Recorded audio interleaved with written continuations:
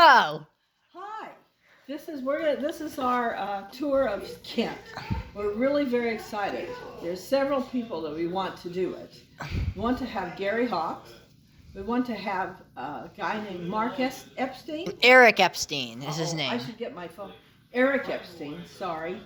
Starr. Matt Starr. Yeah. Okay. And Alan Gowell.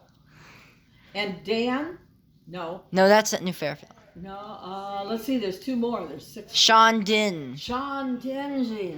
Dingy, yeah. I like And there's the other guy that's called Edward. What's his Edward Matson. Edward Maxon. Yeah. Sean was busy the last time we talked to him, Dingy. He wasn't in a mood to talk. But otherwise, he's a really nice guy. Yeah. And we're hoping that they'll all do a tour.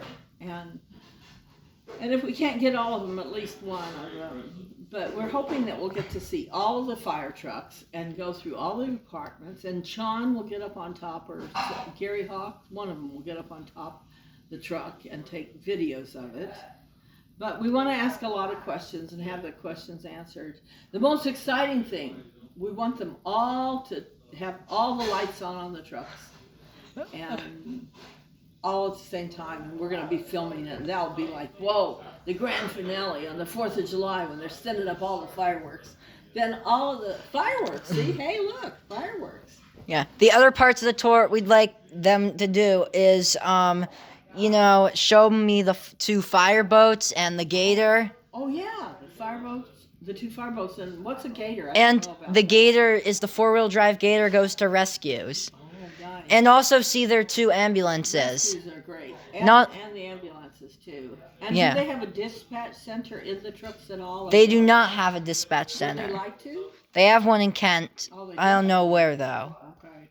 So they have one in Kent. And how long has Gary Hawks been chief? Like 40 years? About that around then. Wow. So there's hope. Like everybody really loves thinking about that. He must be a great chief. He is a great chief. Everybody loves him. Of course, there's others in line that can hardly wait for him to retire so they can do it. Yeah. And then they can honor him. And a big party. Yeah. And stuff. They would like to have a new engine, right? A new tanker to replace engine 1 and a new rescue engine. Oh, the rescue engine's really, really important. Yeah. Because the rescue engine carries all the big equipment, Jaws of Life. What else would be? Like it's rescuing equipment, so they have to have the boards that they put on to raise something up. Yeah. Right? And lights, of course, and stuff to get rid of the smoke and stuff. Is that in there too? Like those machines they use for that? Yes. Yeah. So the rescue, the one they have is getting old. It's 20 years old. Yeah, and without that, they can't carry the stuff. They don't carry other firemen. That's what they carry, the equipment for the firemen. And yeah, tell me why we want this tour. Tell me about the last tour we had. Okay. The last tour we had was it was a very nice tour. And it was a thorough tour of one truck, which was exciting. But of course, and John Russell's just great. And he just knows that truck backward and forward. And that was really very enjoyable. But we would like to see the others down the same way. And since we can't spend a whole hour on one truck, we want to see and look at all of them and figure out your needs for the future, down for the future. Like what kinds of things are necessary for you to have right now. And it's really wonderful getting to know all the firemen, all of the firefighters, because you all have wonderful personalities, and getting to know you makes it very personable. It's like a family. We consider every firehouse has a family of people, and we want to get to know them all. And in getting to know them all, they'll get to know us, and we'll be able to ask questions. And then Ronnie, he has great ideas. He does schematics of your trucks, and he can tell you where things should be, and even think of maybe some kind of new equipment that would be really good for firefighting.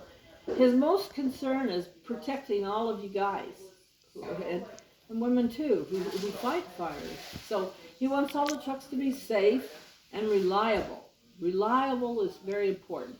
You don't want someone hopping on a truck and having it break down on the way, or not be able to work, or the siren doesn't work, or the window's not going to go up, or something. And the open cabs are very scary because they're very dangerous.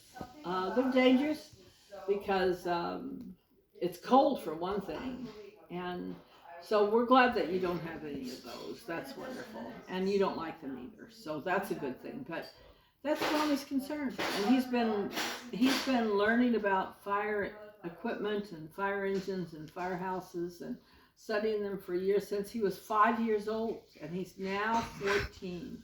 So that's 9 years, 9 years of studying all of you and expanding it even to firehouses and firemen and firefighters in Massachusetts and New York. Yeah.